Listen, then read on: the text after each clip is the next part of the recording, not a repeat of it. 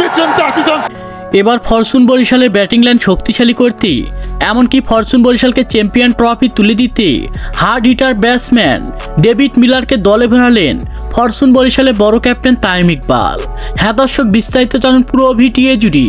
গতবার বিপিএল লিগে দেখা গিয়েছিল এই ডেভিড মিলারের মতো হার্ড হিটার ব্যাটসম্যান ফরচুন বরিশালের হয়ে হার্ড হিটিং ব্যাটিং পারফরমেন্স করে শেষ পর্যন্ত অবিশ্বাস্যভাবে ম্যাচ জিতিয়ে চ্যাম্পিয়ন ট্রফি তুলে দিয়েছিল ফরচুন বরিশালের হাতে। আর সেই প্রত্যাশা নিয়ে যেন আবারও সেই ডেভিড মিলারের মতো হার্ড হিটার ব্যাটসম্যানকে দলে ফেরাতে ব্যস্ত হয়ে পড়েছেন ফরচুন বরিশালের বড় ক্যাপ্টেন তামিম ইকবাল। তামিম ইকবালের কথা হলো যে গতবারের মতো যদি এবারেও হার্ড হিটিং ব্যাটিং পারফরমেন্স করে অবিশ্বাস্যভাবে ম্যাচ জেতায় তাহলে যেন অনায়াসে চ্যাম্পিয়ন ট্রফি তুলে নিতে পারবো আমরা।